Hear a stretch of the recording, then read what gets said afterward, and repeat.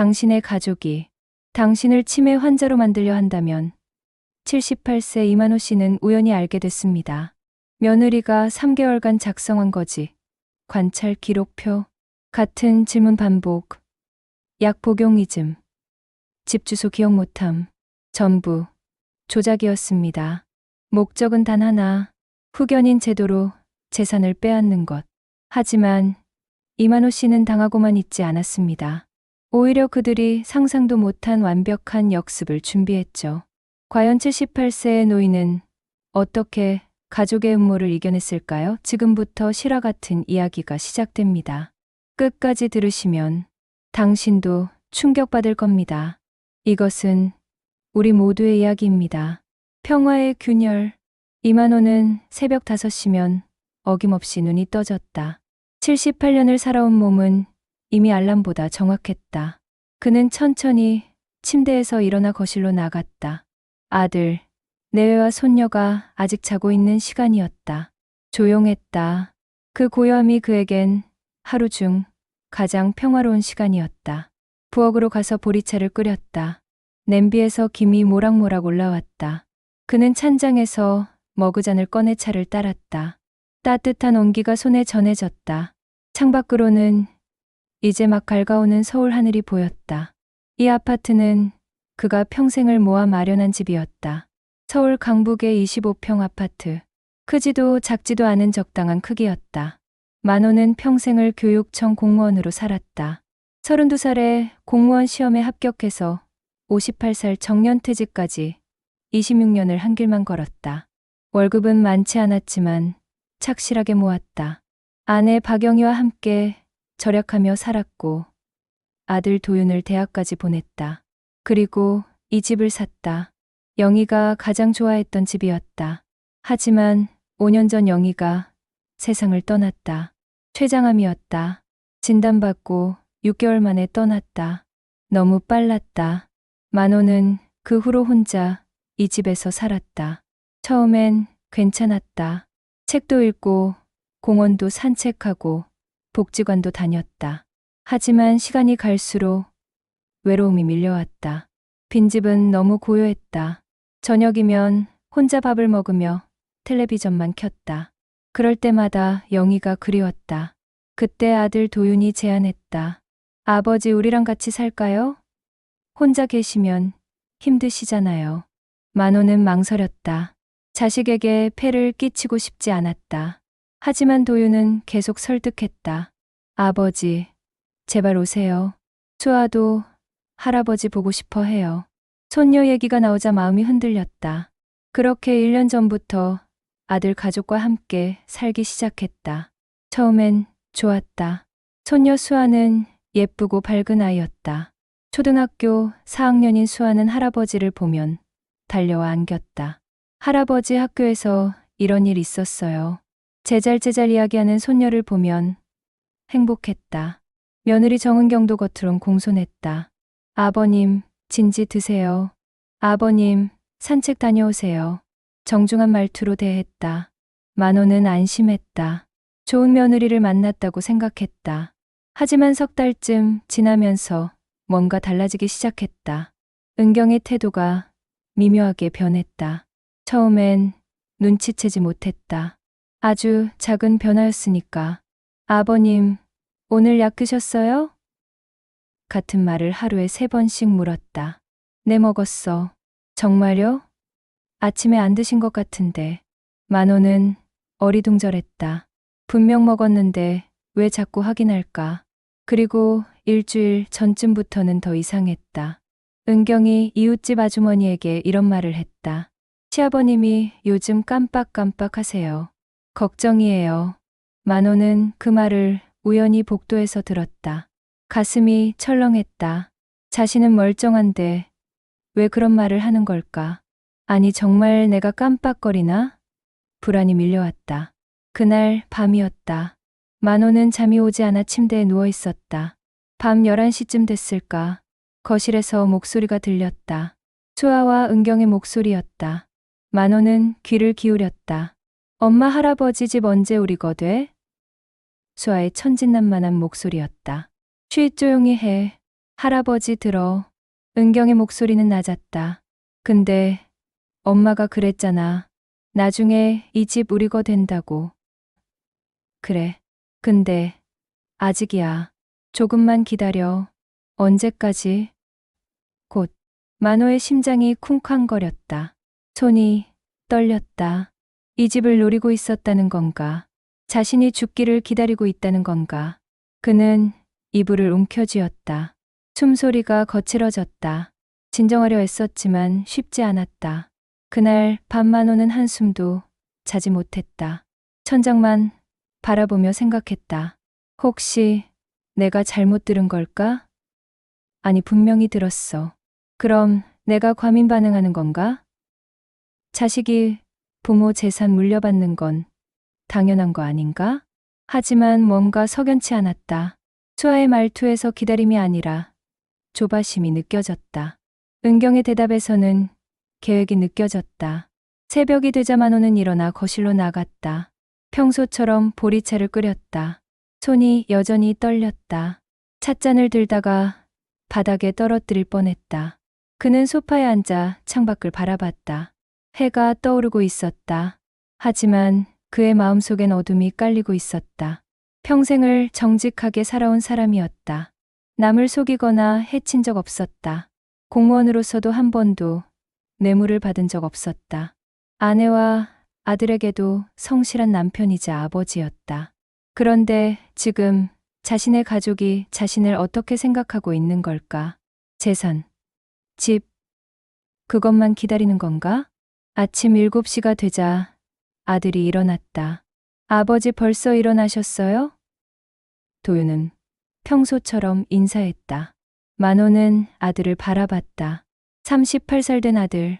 대학을 나와 지금은 중견기업 과장으로 일하고 있었다. 착한 아들이라고 믿었다. 하지만 지금은 확신할 수 없었다. 도윤도 아내와 같은 생각일까? 응. 잠이 안 와서. 만호는 담담하게 대답했다. 몸은 괜찮으세요? 괜찮아. 도윤은 부엌으로 가서 커피를 내렸다. 그리고 출근 준비를 했다. 아무것도 모르는 듯 했다. 아니, 정말 모르는 걸까? 아니면 알면서 모른 척하는 걸까? 만호는 판단할 수 없었다. 은경도 일어났다. 아버님 주무셨어요? 평소와 똑같은 목소리였다.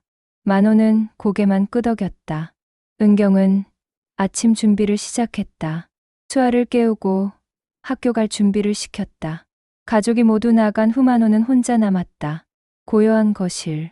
그는 소파에 앉아 생각했다. 어떻게 해야 하지? 아들에게 물어볼까? 아니, 뭐라고 물어? 내 아내가 내 집을 노리고 있는 것 같다고? 증거도 없는데? 만호는 결심했다. 일단 지켜보자. 더 확실한 증거가 필요하다. 그리고 자신이 정말 멀쩡하다는 걸 증명해야 한다. 만약 정말로 자신을 뭔가로 몰아가려 한다면 그땐 대응해야 한다. 그날부터 만호의 조용한 전쟁이 시작됐다. 겉으론 평온했지만 속으론 경계했다. 모든 말과 행동을 조심했다. 기록도 남기기 시작했다. 오늘 약 먹은 시간, 오늘 한 일, 오늘 나눈 대화, 작은 수첩에 빼곡히 적었다. 평화의 균열은 이미 시작됐다. 그리고 그 균열은 점점 더 벌어질 것이었다. 그날 이후 며느리 정은경의 태도가 확연히 달라졌다. 아니, 정확히 말하면 본색을 드러내기 시작했다. 아버님, 오늘 약 드셨어요? 아침 8시. 만호가 식탁에 앉아 아침을 먹고 있을 때였다. 은경이 물었다. 응, 먹었어. 만호는 담담하게 대답했다. 실제로 아침 7시 30분에 혈압약과 당뇨약을 먹었다. 수첩에도 기록해뒀다. 정말요? 제가 보니까 약통에 오늘 거 그대로 있던데요. 아니야. 분명 먹었어. 아버님, 혹시 잊으신 거 아니에요? 은경의 목소리는 부드러웠지만 눈빛은 차갑했다. 만호는 약통을 다시 확인하러 갔다. 월요일 칸은 비어 있었다. 분명 자신이 꺼내 먹었다. 그런데 은경은 계속 의심했다. 아버님, 요즘 깜빡깜빡 하시는 것 같아요. 걱정이에요. 만호는 가슴이 답답했다. 자신은 멀쩡한데 왜 자꾸 이런 식으로 몰아가는 걸까? 하지만 참았다. 괜히 화를 내면 더 이상하게 보일 것 같았다. 그날 오후 만호는 복지관에 갔다. 일주일에 3번씩 가는 곳이었다. 노인들이 모여서 바둑도 두고 책도 읽는 곳. 그에게는 소중한 사교 공간이었다. 친구 박종수를 만났다. 종수는 같은 교육청에서 일했던 동료였다. 만호야, 요즘 어떻게 지내? 그냥, 저냥, 아들, 내애랑 잘 지내고? 만호는 대답을 망설였다. 말하고 싶었지만 입이 떨어지지 않았다. 가족 일을 남한테 말하는 게 창피했다. 응, 괜찮아. 하지만 종수는 눈치가 빨랐다. 얼굴이 안 좋은데? 무슨 일 있어? 아니야. 그냥 잠을 못 자서. 그날 저녁 집으로 돌아오는 길. 만호는 엘리베이터에서 같은 층에 사는 이웃 김명숙 씨를 만났다. 50대 중반 주부였다. 어머님 산책 다녀오세요? 네. 복지관 갔다 왔어요. 아, 그러세요. 근데 며느님이 걱정 많이 하시더라고요. 만호는 귀가 번쩍 뜨였다. 무슨 걱정요? 아버님 건강이요. 요즘 기억이 가물가물하시다면서요? 병원 가보셨어요? 만호는 얼어붙었다. 은경이 이웃에게까지 그런 말을 하고 다녔다는 것이다. 아니요. 저는 멀쩡합니다. 아, 그래요? 며느님이 그러시던데. 같은 말을 여러 번 하신다고. 혹시 치매 초기 증상 아닌가 걱정하신다고. 만호는 주먹을 꽉 쥐었다. 치매. 그 단어가 칼처럼 가슴에 꽂혔다. 은경은 자신을 치매 환자로 만들려 하고 있었다. 집에 들어가자 은경이 거실에 있었다. 수아는 방에서 숙제를 하고 있었다. 아버님 오셨어요? 은경 씨, 내가 김명숙 씨를 만났는데. 네, 내가 기억이 가물가물하다고 그랬다면서요? 은경의 얼굴이 잠깐 굳었다가 이내 부드러운 표정으로 바뀌었다. 아버님, 제가 걱정돼서 그런 거예요. 요즘 정말 깜빡하시는 것 같아서. 나는 멀쩡해요. 아무것도 안 깜빡해. 아버님, 화내지 마세요. 걱정해서 하는 말이에요. 만호는 더 이상 말하지 않았다. 말하면 할수록 자신이 예민한 노인처럼 보일 것 같았다. 그는 방으로 들어가 문을 닫았다. 침대에 앉아 생각했다. 은경의 행동은 우연이 아니었다. 계획적이었다. 자신을 치매 환자로 만들려는 계획. 왜? 그러면 뭐가 좋지? 만호는 휴대폰으로 검색을 시작했다. 치매 환자 재산관리, 후견인 제도, 성년 후견. 검색 결과를 읽으며 그의 얼굴은 점점 굳어갔다. 치매 진단을 받으면 법원에서 성년 후견인을 선임할 수 있다. 후견인은 환자의 재산을 관리할 권한을 갖는다. 집을 팔 수도 있고 계좌를 관리할 수도 있다. 본인 동의 없이. 그제야 모든 그림이 그려졌다. 은경은 자신을 치매 환자로 만들어서 재산 관리권을 빼앗으려는 것이었다. 이 아파트를 자기 마음대로 처분하려는 것이었다. 만호의 손이 떨렸다. 분노가 치밀어 올랐다. 동시에 두려움도 밀려왔다. 자신이 정말 치매로 몰릴 수도 있다는 공포. 그날 밤 저녁 식사 시간. 도윤이 퇴근했다. 가족이 식탁에 둘러앉았다. 아버지, 오늘 병원 예약해뒀어요. 도윤이 말했다. 무슨 병원? 신경과요. 은경이가 최근에 아버지가 좀 이상하다고 해서. 만호는 젓가락을 내려놓았다. 나는 안 가. 아버지, 검사만 받아보세요.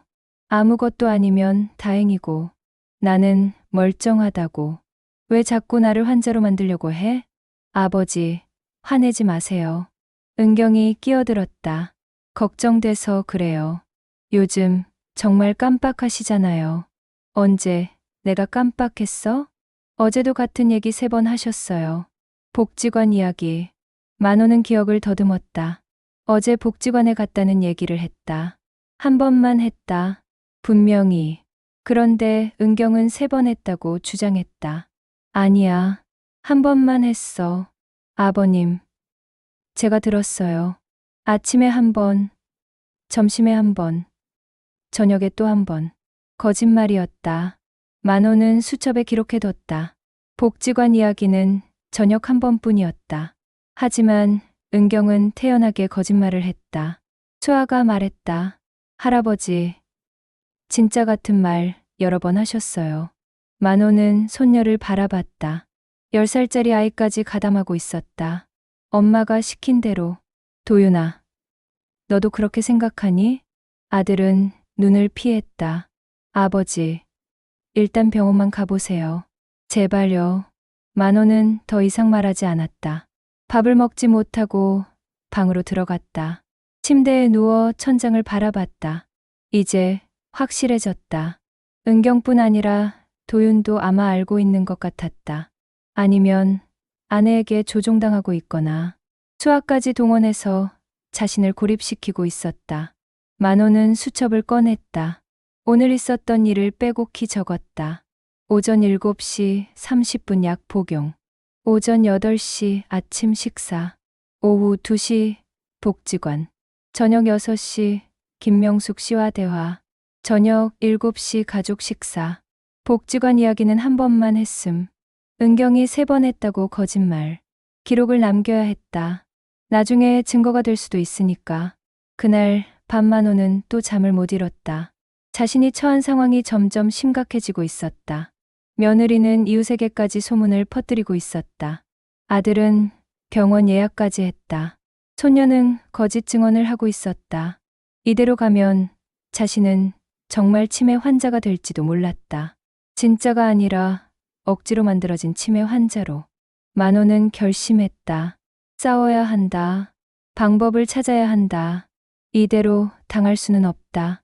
탐욕의 그림자가 점점 짙어지고 있었다. 하지만 만호는 아직 포기하지 않았다.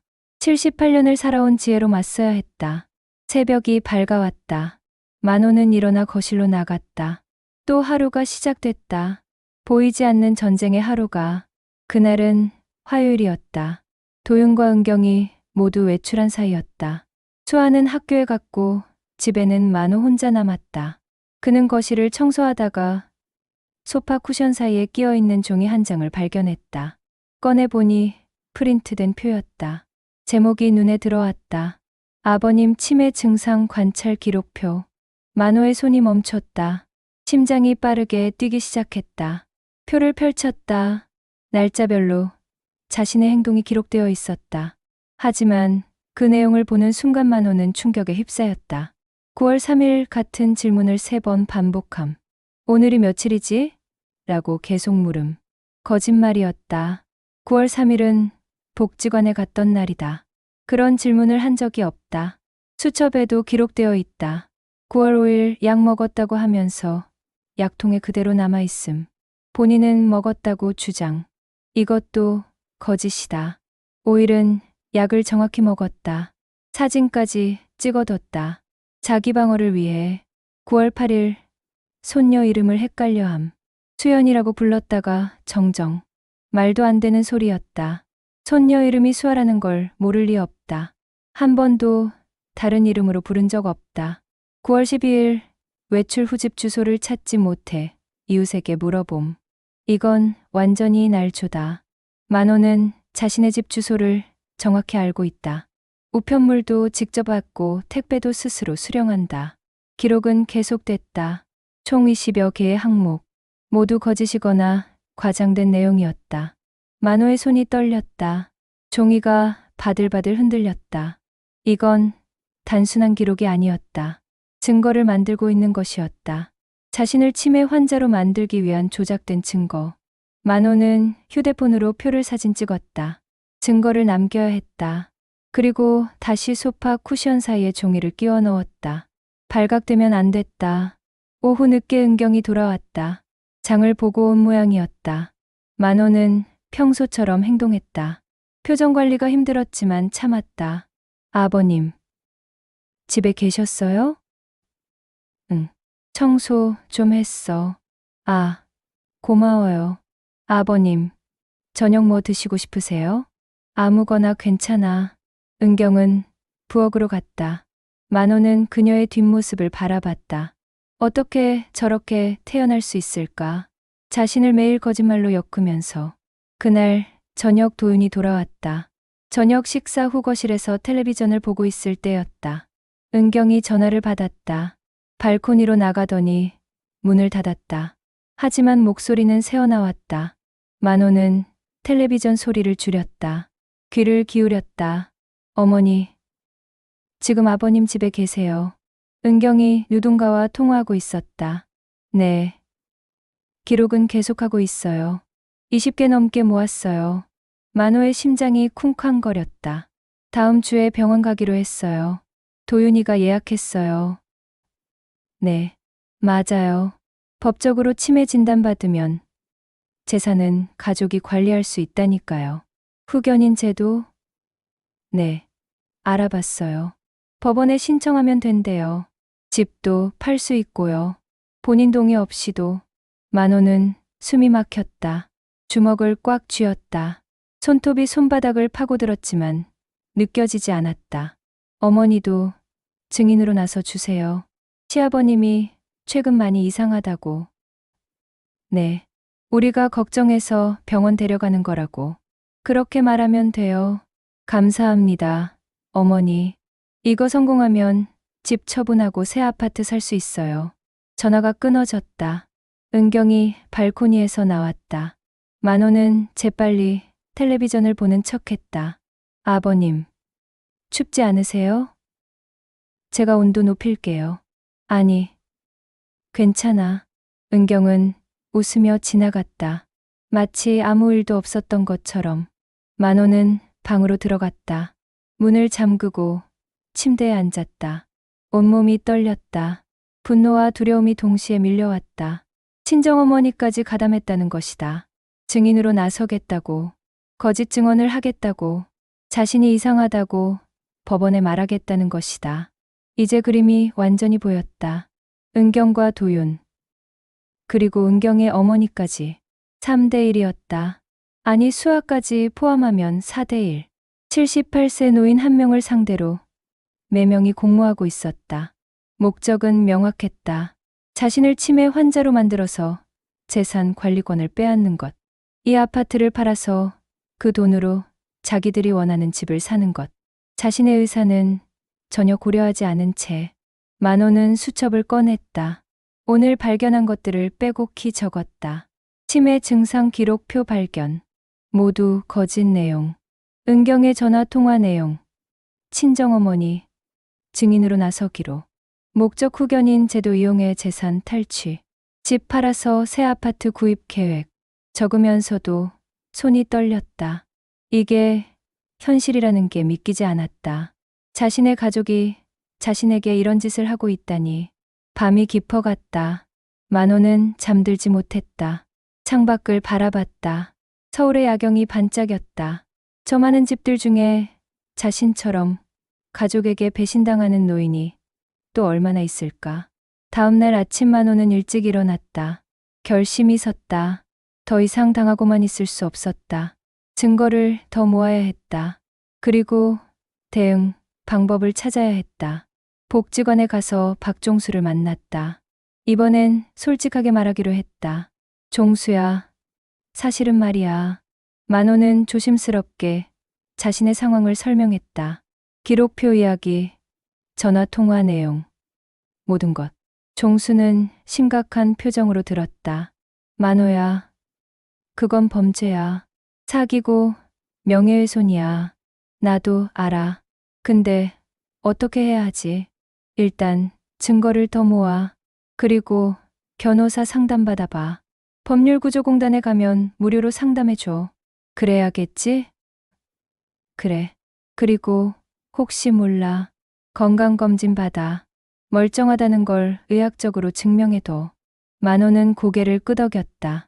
종수의 조언이 구체적이었다.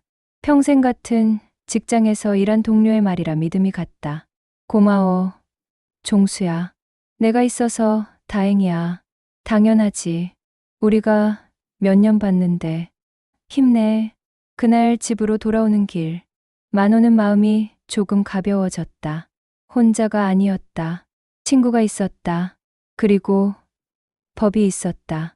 하지만 집에 도착하자마자 또 다른 일이 벌어졌다. 거실에 은경과 중년 여성이 앉아 있었다. 은경의 어머니였다. 아버님 오셨어요? 어머니 오셨어요. 만호는 인사했다. 안녕하세요. 아이고, 아버님, 오랜만이에요. 건강하세요? 네, 덕분에요. 은경의 어머니는 60대 초반으로 보였다. 말투는 공손했지만 눈빛은 날카로웠다. 아버님, 요즘 좀 어떠세요? 은경이가 걱정이 많던데. 저는 괜찮습니다. 기억력은 괜찮으세요? 나이가 드시면 자연스러운 거예요. 만호는 그녀의 말에서 의도를 읽었다. 슬슬 자신을 떠보고 있는 것이었다. 기억력도 멀쩡합니다. 걱정 안 하셔도 됩니다. 아, 그래요? 근데 병원은 한번 가보시는 게 좋을 것 같아요. 예방 차원에서. 필요 없습니다. 분위기가 어색해졌다. 은경이 차를 가지고 나왔다. 어머니, 차 드세요. 아버님도 드세요. 만호는 차를 받아들었지만 마시지 않았다. 믿을 수 없었다. 혹시 뭔가 탄 건 아닐까? 과민 반응일 수도 있지만 조심해야 했다. 잠시 후 만호는 방으로 들어갔다. 문을 닫자 거실에서 목소리가 들렸다. 작게 말하고 있었지만 들렸다. 엄마, 아버님이 너무 고집이세요. 괜찮아. 병원만 가면 돼. 거기서 진단 나오면 끝이야. 근데 정말 진단 나올까요? 의사한테 우리가 관찰한 내용 다 말하면 돼. 기록표도 보여주고. 그럼 정말 후견인 선임될 수 있어요? 당연하지. 법원에서 인정하면 우리가 다 관리할 수 있어. 만호는 문에 귀를 바짝 댔다. 녹음을 해야 했다. 휴대폰을 꺼내 녹음 버튼을 눌렀다. 그럼 집도 팔 수 있는 거예요? 물론이지. 환자 치료비 명목으로 얼마든지. 그럼 우리가 원하는 강남 아파트 살 수 있어. 엄마, 정말 고마워요. 뭘? 우리 딸 편이지. 시아버지가 뭐가 중요해. 재산만 확보하면 돼. 만호는 녹음을 멈췄다. 증거는 충분했다. 이제 행동할 때였다. 그날 밤 만호는 결심했다. 더 이상 기다리지 않겠다고. 먼저 움직이겠다고. 조작의 시나리오는 완성되어 가고 있었다. 하지만 만호도 자신만의 시나리오를 준비하기 시작했다. 그날은 목요일 오전이었다. 도윤이 회사에 반차를 냈다. 병원 예약 시간은 10시였다. 아버지, 준비되셨어요? 도윤이 방문을 두드렸다. 만호는 이미 옷을 입고 있었다. 거부할 수도 있었지만 가기로 결심했다. 자신이 멀쩡하다는 걸 증명할 기회이기도 했다. 그리고 그들이 어떻게 움직이는지 확인할 수 있었다. 나갈게. 차 안은 조용했다. 도윤이 운전하고 뒷좌석에 은경과 만호가 탔다. 은경은 큰 서류 봉투를 무릎 위에 올려놓고 있었다. 만호는 그 봉투를 바라봤다. 거짓, 관찰 기록표가 들어있을 것이다. 병원은 대학병원이었다. 신경과 전문의가 있는 곳이었다. 접수를 마치고 대기실에 앉았다. 주변에는 노인 환자들이 많았다. 진짜 치매 환자들도 있는 것 같았다. 이만호 환자분 들어오세요. 간호사가 호명했다. 세 사람이 함께 진료실로 들어갔다. 의사는 50대 초반으로 보이는 남자였다. 이름표에 신경과 전문의 김현수라고 적혀 있었다. 앉으세요. 어떻게 오셨습니까? 도윤이 먼저 말했다. 선생님, 저희 아버지가 요즘 기억력이 많이 떨어지셔서요. 걱정이 돼서 왔습니다. 그렇습니까? 환자분은 몇 살이십니까? 78세입니다. 만호가 직접 대답했다. 본인은 어떻게 느끼십니까? 저는 멀쩡합니다. 아무 문제 없습니다. 의사는 고개를 끄덕였다. 보호자분, 구체적으로 어떤 증상이 있으셨나요?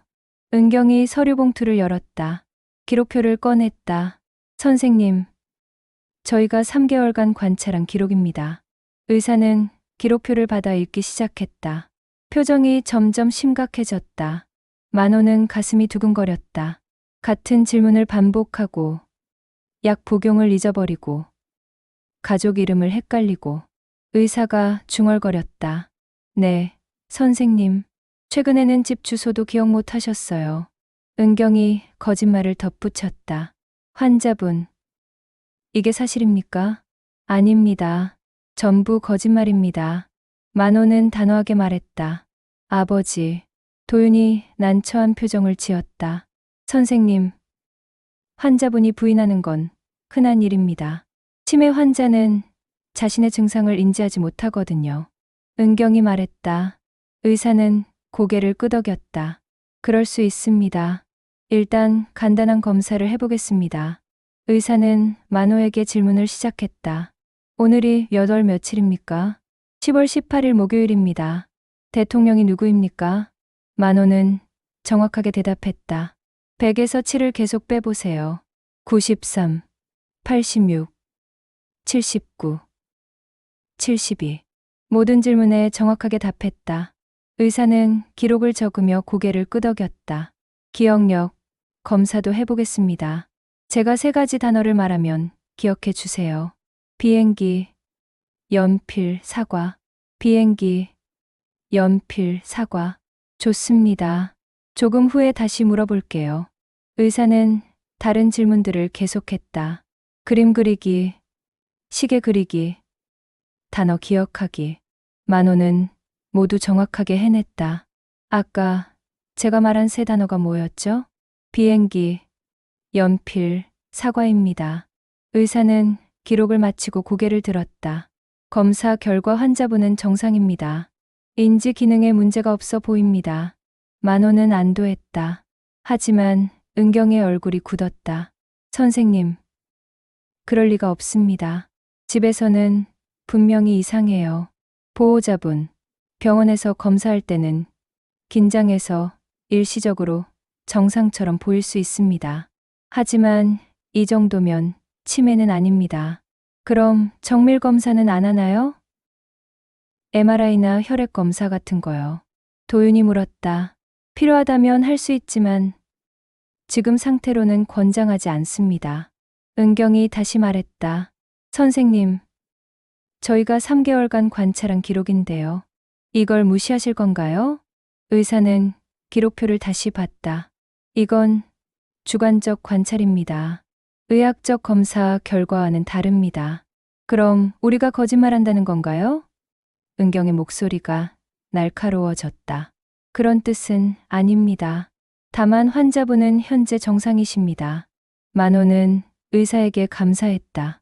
공정하게 판단해주는 사람이 있다는 게 다행이었다. 진료가 끝나고 3사람은 진료실을 나왔다. 복도에서 은경이 도윤에게 작게 말했다. 다른 병원 가야겠어. 여긴 소용없어. 만호는 그 말을 들었다. 자신이 정상이라는 진단이 나왔는데도 다른 병원을 찾겠다는 것이다. 결과가 아니라 자신들이 원하는 진단을 받을 때까지 계속할 작정이었다. 화장실을 가겠다고 말하고 만호는 복도를 걸었다.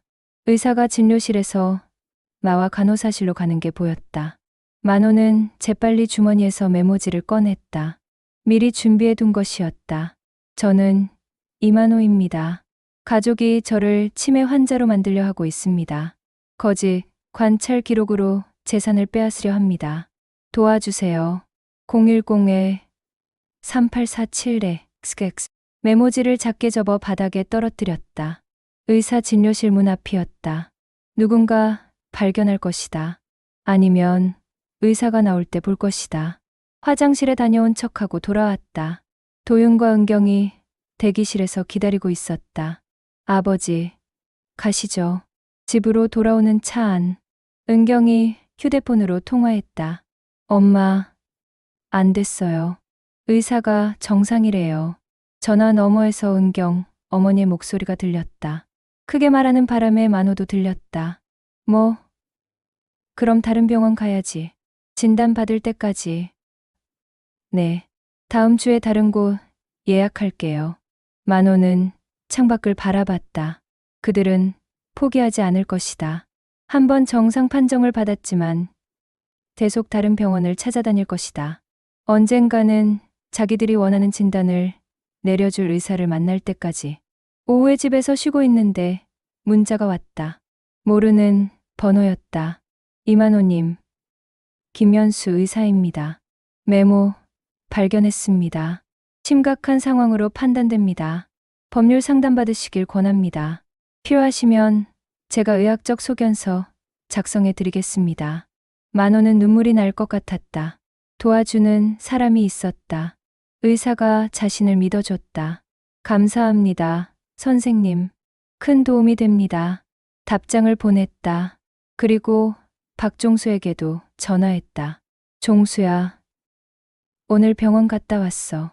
어떻게 됐어? 정상 판정 받았어. 근데 며느리가 다른 병원 가자고 해. 그럴 줄 알았어. 만호야, 이제 진짜 법적 대응해야 해. 그래야겠지.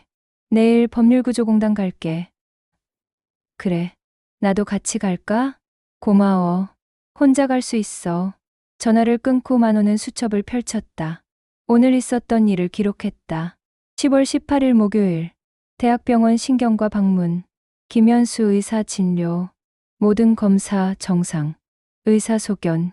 치매 아님. 며느리와 아들 반응. 다른 병원 가겠다고 함. 의사에게 메모 전달 성공. 의사 협조. 약속. 이제 준비는 끝나가고 있었다. 증거도 모았고 의사소견서도 받을 수 있고 녹음도 있었다. 내일은 변호사를 만날 것이다. 연극은 계속되고 있었다. 하지만 이제 관객이 아니라 연출자가 되어야 할 때였다. 만호는 자신의 무대를 준비하고 있었다. 그날 밤 만호는 오랜만에 푹 잤다. 두려움보다 희망이 컸다. 혼자가 아니었다. 친구가 있고 의사가 있고 법이 있었다. 싸움은 이제부터였다. 유럽 여행의 날 금요일 저녁이었다. 도윤과 은경이 거실에서 대화하고 있었다.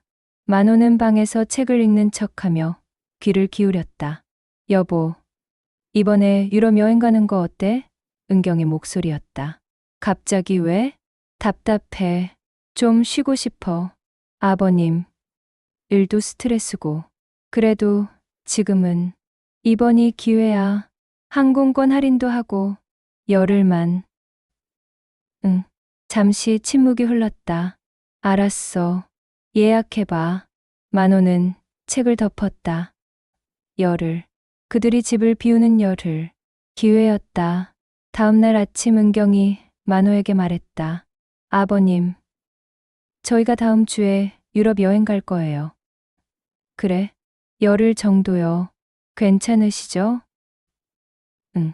너희도 쉬어야지. 아버님은 혼자 계실 수 있으세요? 나 혼자도 잘 살았어. 걱정 마.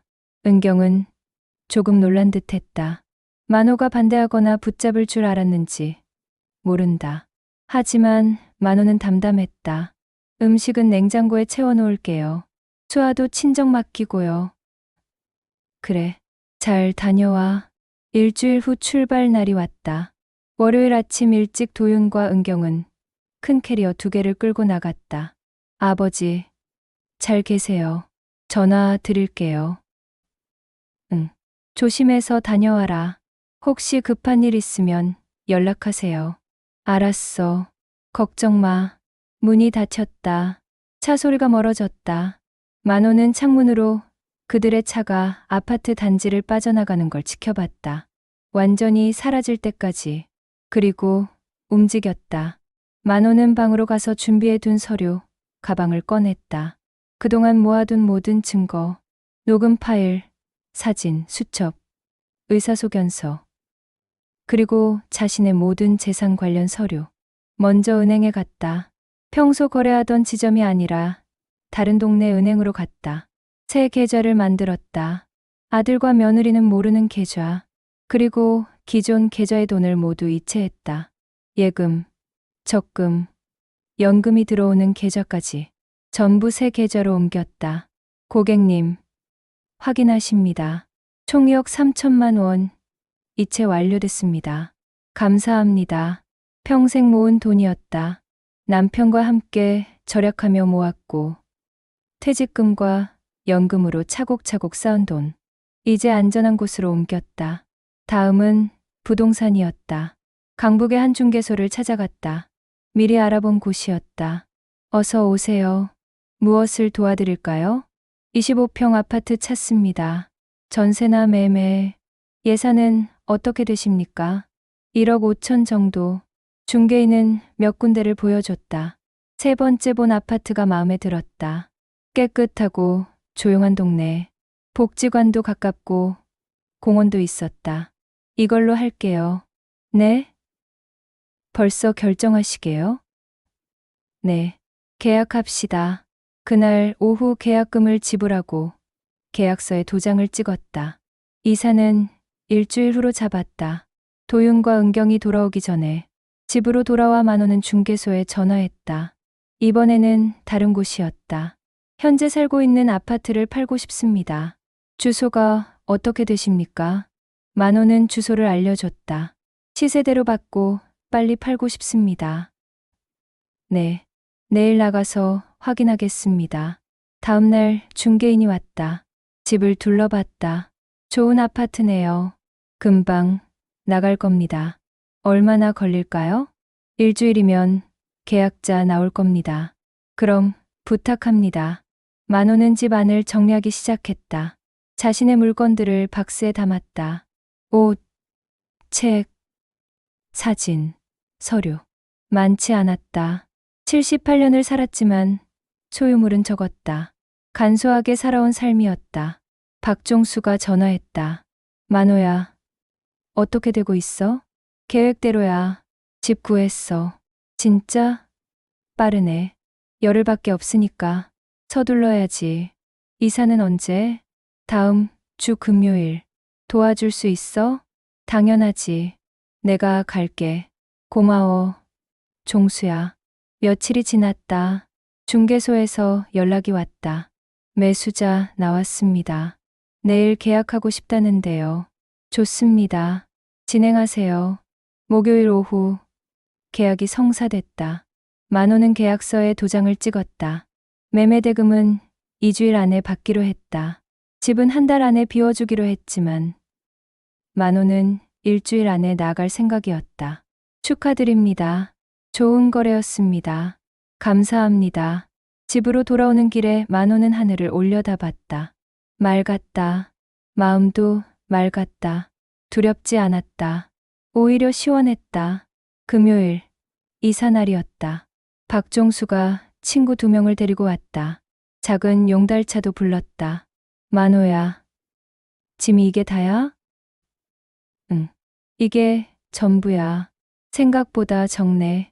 필요한 것만 가져가는 거야. 박스 10개, 옷가지 몇 벌, 책 몇 권. 그게 전부였다. 아내 영희의 사진과 남편의 유품 상자도 챙겼다. 중요한 건 그것뿐이었다. 짐을 싣고 새 아파트로 향했다. 강북의 조용한 동네에 만호는 새집 열쇠를 받았다. 문을 열었다. 텅 비어 있었지만 자유로웠다. 여기가 내 집이야. 좋은데 조용하고 깨끗해. 종수가 말했다. 짐을 내렸다. 정리는 천천히 하기로 했다. 친구들이 돌아간 후 만호는 혼자 거실에 앉았다. 넓지도 좁지도 않은 공간. 하지만 온전히 자신만의 공간. 휴대폰을 꺼내 편지를 썼다. 메모 앱에 타이핑했다. 도윤아, 은경씨. 나는 새로운 곳으로 떠났다. 집은 팔렸고 재산도 정리했다. 너희가 나를 치매로 만들려 한 것, 재산을 빼앗으려 한 것, 다 알고 있다. 증거도 있다. 녹음도 있고 기록도 있다. 의사 소견서도 있다. 법적으로 대응할 수도 있다. 하지만 하지 않겠다. 너희는 내 가족이니까. 다만 이제 내 인생은 내가 산다. 내 재산도 내 뜻대로 쓴다. 더 이상 연락하지 마라. 나도 연락 안 하겠다. 건강하게 살아라. 아버지, 편지를 읽고 또 읽었다. 분노를 담지 않으려 애썼다. 복수도 아니었다. 그저 선언이었다. 독립, 선언. 편지를 이메일로 보냈다. 도윤의 메일 주소로. 그리고 문자로도 같은 내용을 보냈다. 보내고 나니 후련했다. 저녁이 되었다. 만호는 간단히 컵라면을 끓여 먹었다. 창밖으로 저녁 노을이 보였다. 아름다웠다. 오랜만에 보는 평화로운 노을. 휴대폰이 울렸다. 도윤이었다. 아마 편지를 봤을 것이다. 만호는 전화를 받지 않았다. 문자가 왔다. 아버지, 무슨 일이에요? 전화 받아주세요. 답장하지 않았다. 또 전화가 왔다. 은경이었다. 역시 받지 않았다. 이틀 후가 그들이 돌아오는 날이었다. 만호는 상상했다. 빈집을 발견한 그들의 표정을. 당황하고 화내고 절규하는 모습을. 하지만 그건 더 이상 자신의 일이 아니었다. 만호는 침대에 누웠다. 새 이불, 새 베개. 모든 게 새로웠다. 그리고 자유로웠다. 78년 만에 진짜 자신만의 삶을 시작하는 것 같았다. 잠이 왔다. 깊고 편안한 잠. 악몽 없는 잠. 유럽 여행의 열흘. 그들에게는 휴가였지만 만호에게는 탈출의 시간이었다. 그리고 성공했다. 자유는 스스로 쟁취하는 것이었다. 새 아파트에서의 첫 주말이었다. 만호는 아침 일찍 일어나 창문을 열었다. 신선한 공기가 들어왔다. 이 동네는 조용했다. 차 소리도 적었고 사람들도 붐비지 않았다. 커피를 내려 마셨다. 오랜만에 여유로운 아침이었다. 아무도 자신을 감시하지 않았다. 아무도 거짓말로 자신을 몰아가지 않았다. 자유였다. 박종수에게 전화했다. 종수야, 나야, 만호야, 잘 지내? 응, 정말 편해. 오랜만에 푹 잤어. 다행이다. 근데 가족들 언제 돌아와? 내일이야. 일요일. 긴장되지 않아? 아니, 이미 끝난 일이야. 그래도 조심해. 혹시 찾아올 수도 있어. 찾아와도 소용없어. 주소도 모르고. 만호는 자신의 모든 흔적을 지웠다. 휴대폰 번호도 새로 바꿨다. 은행 계좌도 새로 만들었다. 주민등록 전입신고도 새 주소로 했다. 도윤과 은경이 알 방법이 없었다. 오후에 복지관에 갔다. 새 동네의 복지관이었다. 등록을 했다. 어르신. 처음 오시는 거예요? 네. 이사 왔어요. 어디서 오셨어요? 강북이요. 아, 그러시구나. 여기도 프로그램 많아요. 바둑도 있고 서예도 있어요. 감사합니다. 만호는 복지관을 둘러봤다. 깨끗하고 밝았다. 노인들이 여기저기서 활동하고 있었다. 건강해 보였다. 자신도 여기서 새로운 친구들을 만날 수 있을 것 같았다. 저녁에 집으로 돌아와 텔레비전을 켰다. 뉴스를 보다가 드라마를 봤다. 마음이 편했다. 아무 걱정 없이 보는 텔레비전. 언제 며느리가 뭐라 할까? 아들이 병원 가자고 할까? 긴장하지 않아도 됐다. 휴대폰을 확인했다. 새 번호로는 아직 아무도 연락하지 않았다. 옛 번호로는 도윤과 은경에게서 여러 통의 부재 중 전화와 문자가 와 있었다. 하지만 그 휴대폰은 서랍에 넣어뒀다. 꺼놓았다. 더 이상 확인하지 않을 것이다. 일요일 아침, 도윤과 은경이 인천공항에 도착하는 날이었다.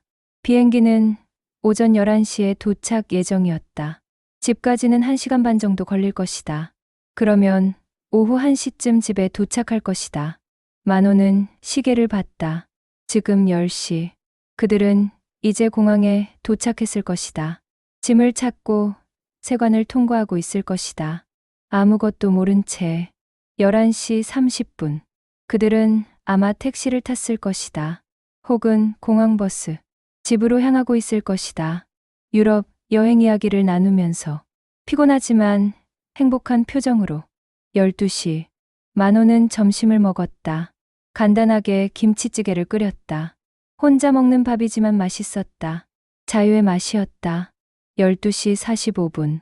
그들은 이제 아파트 단지에 들어서고 있을 것이다. 엘리베이터를 타고 15층으로 올라갈 것이다. 열쇠를 꺼내 문을 열려고 할 것이다. 1시. 만호는 상상했다. 지금쯤 그들은 문이 안 열린다는 걸 깨달았을 것이다. 비밀번호를 눌러도 작동하지 않을 것이다. 당황해서 관리사무소에 전화했을 것이다. 1시 15분. 관리사무소 직원이 올라와서 설명했을 것이다. 이 집은 일주일 전에 매매됐습니다. 새 주인이 이미 입주했고요. 그들의 얼굴이 하얗게 질릴 것이다. 1시 30분. 새 주인이 문을 열고 나왔을 것이다. 누구세요? 당황한 가족. 저희가 여기 살았는데요. 아, 전 주인 가족분들이시군요. 저는 새로 들어온 김영수입니다. 도윤과 은경은 말을 잇지 못할 것이다. 만호는 소파에 앉아 상상만으로도 통쾌했다. 하지만 복수가 목적은 아니었다. 그저 자신의 삶을 지킨 것뿐이었다. 1시 45분쯤. 그들은 거실 테이블 위에 편지를 발견했을 것이다. 새 주인이 건네줬을 것이다. 아, 이거 전 주인분이 남기고 가셨어요. 편지를 뜯어 읽는 도윤. 점점 굳어지는 얼굴. 내 인생을 대신 살아줄 사람은 없다. 이제 내 삶은 내가 지킨다. 은경이 소리쳤을 것이다. 이게 무슨 일이야? 도윤은 휴대폰을 꺼내 만호에게 전화했을 것이다. 하지만 연결되지 않을 것이다. 번호가 바뀌었으니까. 2시. 만호의 옛 휴대폰에 수십 통의 전화가 왔다. 확인하지 않았다. 문자도 쏟아졌다.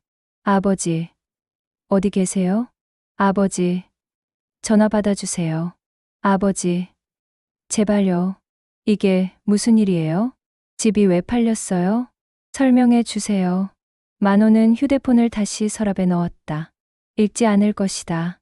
답장하지 않을 것이다. 3시. 그들은 아마 경찰에 신고했을 것이다.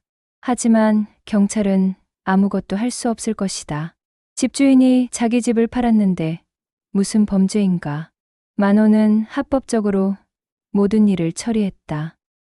4시. 그들은 갈 곳이 없었을 것이다. 수아는 친정에 맡겨놓았으니 괜찮다. 하지만 도윤과 은경은 당장 살 곳이 없었다. 호텔이나 모텔을 찾아야 했을 것이다. 5시. 해가 지고 있었다. 만호는 창밖을 바라봤다. 석양이 아름다웠다. 새로운 하루가 끝나고 있었다. 새로운 삶이 시작되고 있었다. 6시. 박종수에게서 전화가 왔다. 만호야, 뉴스 봤어? 무슨 뉴스? 아니, 너희 집 팔린 거 동네에서 소문났어. 다들 깜짝 놀랐대. 그래? 근데 너 괜찮아? 가족들이 너 찾을 수도 있어. 찾을 수 없어. 주소도 모르고 전화번호도 바꿨어. 철저하네. 근데 마음은 편해? 응, 정말 편해. 만호는 저녁을 먹고 일찍 잠자리에 들었다. 내일부터 복지관에서 바둑을 배우기로 했다. 새로운 취미를 만들 생각이었다. 잠들기 전 만호는 천장을 바라보며 생각했다. 가족이 미웠을까? 아니다. 미운 건 아니었다. 그저 실망했을 뿐이었다. 사랑했던 사람들이 자신을 배신했다는 사실. 그게 슬펐다. 하지만 이제 그 슬픔도 내려놓을 것이다. 78세. 인생이 얼마 남지 않았다. 남은 시간은 자신을 위해 살 것이다. 누구에게도 얽매이지 않고. 계획은 완벽하게 실행됐다. 반전은 그들의 것이 아니라 자신의 것이었다. 78세 노인이 모두를 이겼다. 지혜로. 만호는 편안하게 잠들었다. 내일은 또 다른 자유의 날이 기다리고 있었다. 일요일 오후 1시. 도윤과 은경은 아파트 문 앞에 서 있었다. 유럽에서의 열흘이 꿈 같았다. 파리, 로마, 바르셀로나. 아름다운 도시들을 다녔다. 하지만 이제 현실로 돌아왔다. 도윤이 현관 비밀번호를 눌렀다. 삐삐삐. 빨간불이 켜졌다. 오류였다. 다시 눌렀다. 똑같았다. 이상한데? 비밀번호 바꿨나? 도윤이 중얼거렸다. 설마 우리한테 말도 안 하고 열쇠를 꺼내 열려고 했다. 하지만 문이 열리지 않았다. 자물쇠가 교체된 것 같았다. 이게 무슨 일이야? 은경의 목소리가 높아졌다. 도윤은 관리사무소에 전화했다. 여보세요? 저희 집 문이 안 열려요. 15층 1503호인데요. 관리사무소 직원이 올라왔다. 중년 남자였다.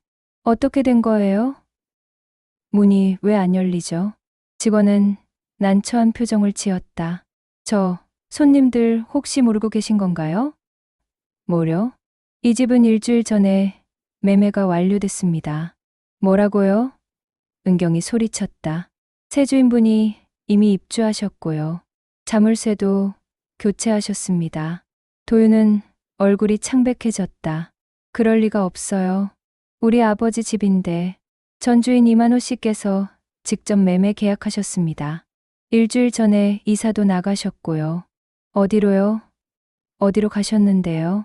그건 저희도 모릅니다. 개인정보라서요. 은경이 울음을 터뜨렸다. 말도 안 돼. 이게 무슨 일이야. 그때 안에서 문이 열렸다. 50대 남자가 나왔다. 새 주인이었다. 무슨 일이세요? 저희가 원래 여기 살았어요. 근데 집이 팔렸다는데. 아, 전 주인 가족분들이시군요. 저는 김영수입니다. 일주일 전에 이사 왔어요. 우리 아버지 어디 가셨는지 아세요? 글쎄요. 저도 모르겠습니다. 아, 그런데 이거 두고 가셨어요. 김영수는 흰 봉투를 건넸다.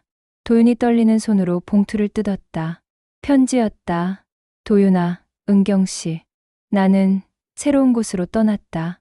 집은 팔렸고 재산도 정리했다. 너희가 나를 치매로 만들려 한 것, 재산을 빼앗으려 한 것, 다 알고 있다. 증거도 있다. 녹음도 있고 기록도 있다. 의사 소견서도 있다. 법적으로 대응할 수도 있다. 하지만 하지 않겠다. 너희는 내 가족이니까. 다만 이제 내 인생은 내가 산다. 내 재산도 내 뜻대로 쓴다. 더 이상 연락하지 마라. 나도 연락 안 하겠다. 건강하게 살아라. 아버지? 도윤은 편지를 읽으며 무릎이 꺾였다. 복도 바닥에 주저앉았다. 아버지. 신음처럼 나온 목소리였다. 은경은 울며 휴대폰을 꺼냈다. 만호에게 전화를 걸었다. 하지만 연결되지 않았다. 고객님의 요청에 의해 서비스가 정지되었습니다. 전화도 바꾸셨나 봐요. 김영수가 조심스럽게 말했다. 은경은 주저앉아 울기 시작했다. 내가 뭘 한 거야? 내가 왜 이랬어? 도윤은 휴대폰으로 계속 전화를 걸었다. 하지만 모두 소용없었다. 은행에도 전화했다. 고객님의 계좌는 해지되었습니다. 모든 것이 사라졌다. 그들은 갈 곳이 없었다. 은경의 친정으로 갈 수도 없었다. 장모에게도 책임이 있었으니까. 도윤은 친구에게 전화해 당분간 신세를 지겠다고 했다. 하지만 민망했다. 결국 근처 모텔로 갔다. 싸구려 모텔이었다. 여행 가방을 끌고 들어가는 모습이 초라했다. 유럽에서의 화려했던 열흘이 허망하게 느껴졌다. 모텔 방에 앉아 도윤은 머리를 감싸 쥐었다. 내가 미쳤었어. 왜 그랬을까? 당신만 그런 게 아니야. 나도 그랬어. 우리 엄마도. 은경도 울었다. 이제 어떡하지? 집도 없고 돈도 없고. 당신 회사는? 당연히 다니지. 그래도 월급으로는 전세도 못 구해. 내가 다시 일자리 찾아볼게. 두 사람은 밤새 잠을 이루지 못했다. 죄책감과 후회가 밀려왔다. 아버지를 배신했다. 노인을 치매 환자로 만들려 했다. 재산을 빼앗으려 했다. 그 모든 계획이 아버지에게 들켰다. 다음 날 월요일 아침, 도윤은 회사에 갔다. 평소처럼 일했지만 집중이 안 됐다. 점심시간에 동료가 물었다. 도윤아, 무슨 일 있어? 얼굴이 안 좋은데. 아니야, 괜찮아. 하지만 괜찮지 않았다. 가족이 무너졌다. 집이 사라졌다. 아버지와의 관계도 끊어졌다. 며칠이 지났다. 도윤은 아버지를 찾기 위해 백방으로 수소문했다. 옛집 이웃들에게 물었다. 복지관에도 갔다. 하지만 아무도 몰랐다. 주민등록 전입신고, 기록을 조회하려 했지만 개인정보라 안 된다고 했다. 금요일 저녁, 도윤은 옛집 근처 복지관에 또 갔다. 혹시 아버지의 친구라도 만날 수 있을까 해서. 그리고 거기서 박종수를 만났다. 혹시 우리 아버지 아세요? 이만호. 박종수는 도윤을 알아봤다.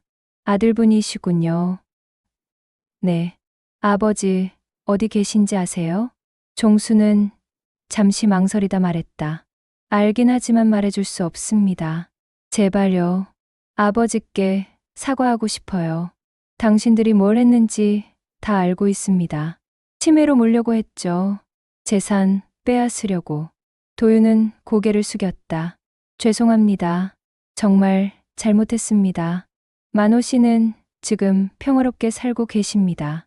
방해하지 마세요. 한 번만이라도 볼 수 있을까요? 종수는 한참을 생각하다가 말했다. 제가 전달은 하겠습니다. 만날지 말지는 만호 씨가 결정하실 겁니다. 감사합니다. 일주일 후 토요일, 도윤의 휴대폰에 문자가 왔다. 낯선 번호였다. 내일 오전 10시, 한강공원, 여의도 쪽, 분수대 앞. 아버지? 도윤은 가슴이 뛰었다. 드디어 아버지를 만날 수 있었다. 다음 날 아침 도윤은 일찍 나섰다. 은경도 함께 가려 했지만 도윤이 말렸다. 내가 먼저 가볼게. 아버지가 너까지 보고 싶어 하실지 모르겠어. 한강공원에 도착했다. 분수대 앞에 아버지가 서 있었다. 78세 노인. 하지만 표정은 담담했다. 예전보다 건강해 보이기까지 했다. 아버지. 도윤이 다가갔다. 만호는 아들을 바라봤다. 왔구나. 아버지. 죄송합니다. 도윤은 무릎을 꿇었다. 공원 한복판이었지만 신경 쓰지 않았다. 일어나라. 정말 잘못했습니다. 제가 미쳤었어요. 만호는 한숨을 쉬었다. 도윤아, 너는 법을 배운 사람이야. 대학까지 나왔어.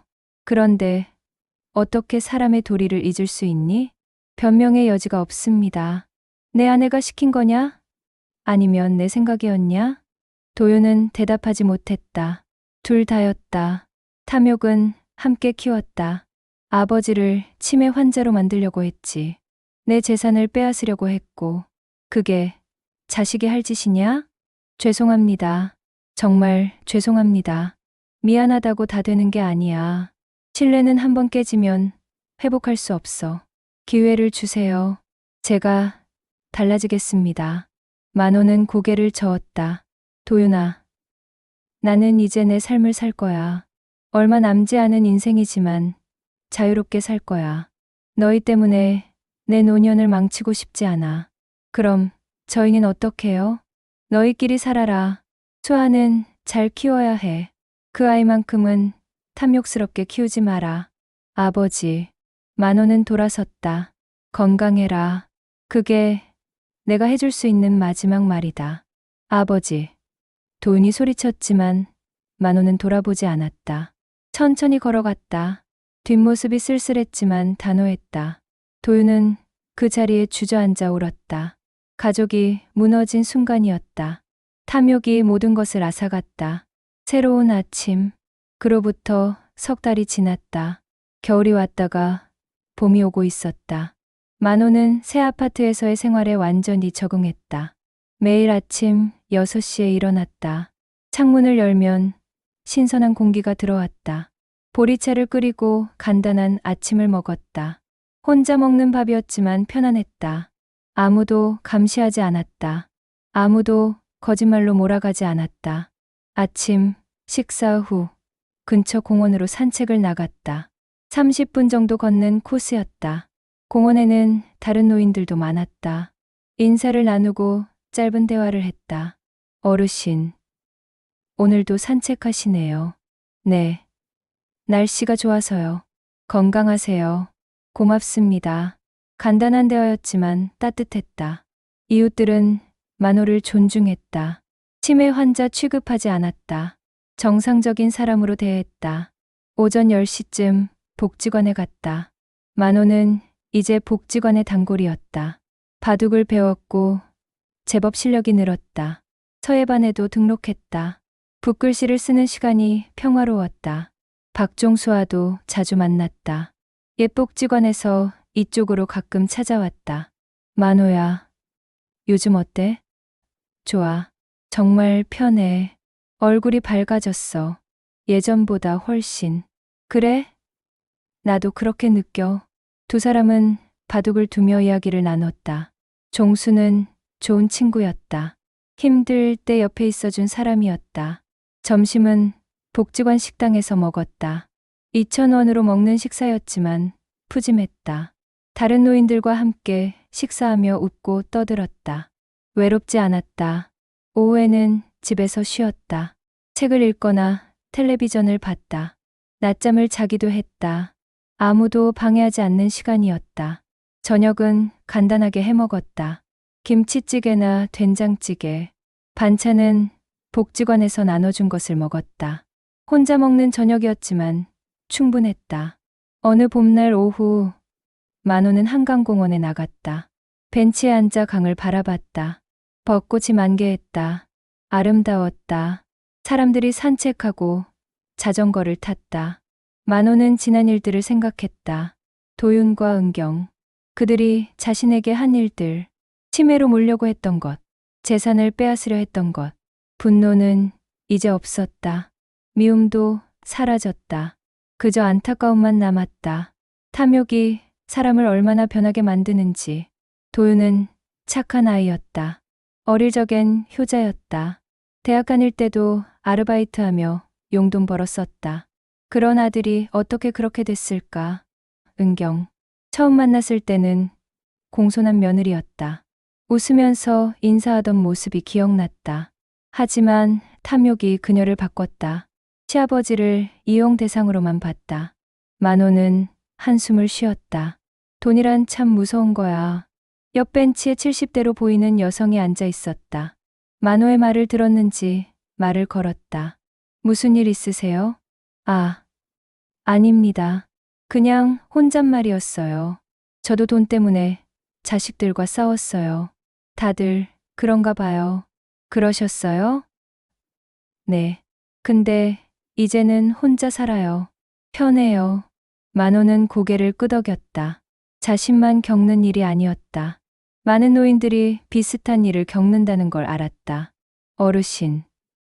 돈은 지킬 수 있지만 사람의 마음은 한 번 잃으면 되찾을 수 없어요. 여성이 말했다. 만호는 그 말에 깊이 공감했다. 맞습니다. 진짜 그래요. 두 사람은 잠시 침묵했다. 벚꽃잎이 바람에 흩날렸다. 봄이었다. 새로운 계절이었다. 며칠 후 만호는 편지 한 통을 받았다. 도윤에게서였다. 새 주소를 어떻게 알았는지 모르겠지만 편지가 왔다. 아버지, 저는 도윤입니다. 편지를 쓸 자격이 있는지 모르겠지만 용기를 내었습니다.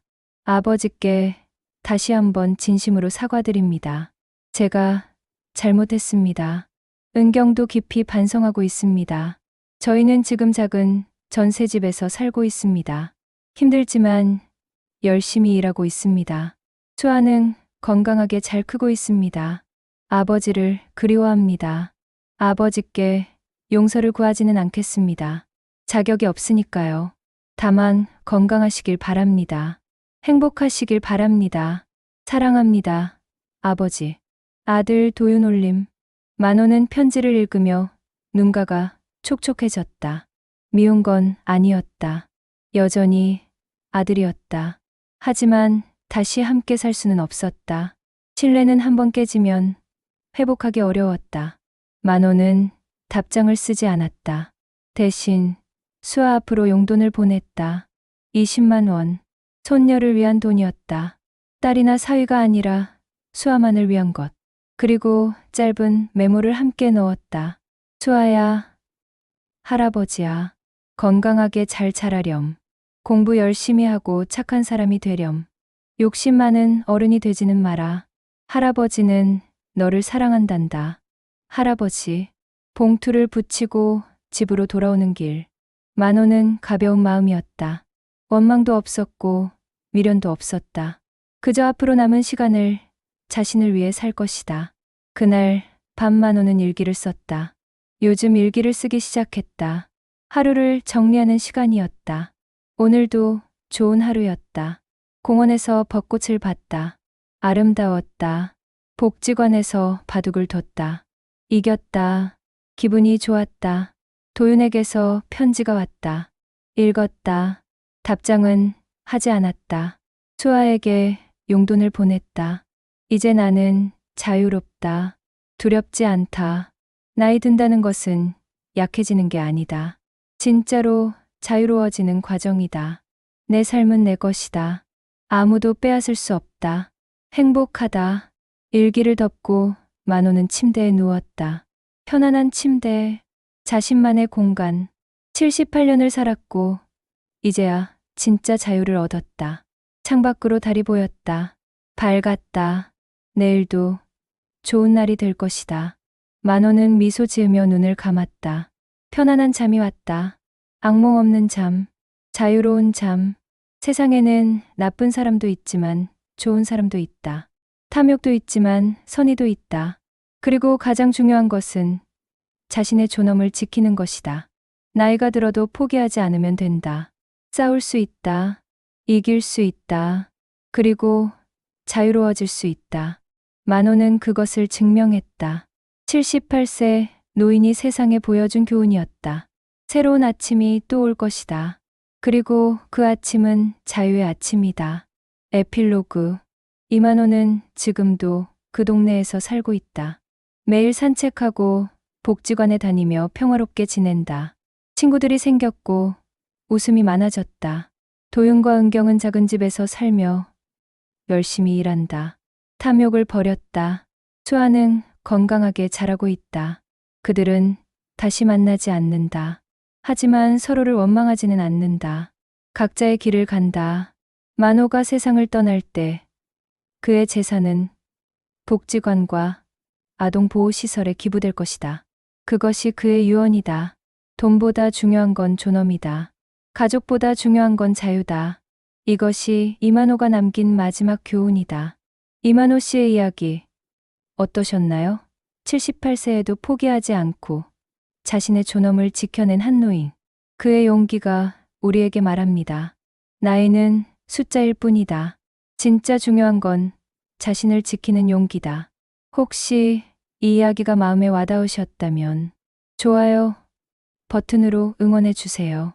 그리고 구독 버튼을 눌러주시면 이런 의미 있는 이야기들을 계속 들려드리겠습니다. 댓글로 여러분의 생각도 나눠주세요. 나라면 어땠을까? 우리 부모님은 괜찮으실까? 여러분의 이야기가 궁금합니다. 다음 이야기에서 또 만나요. 건강하세요.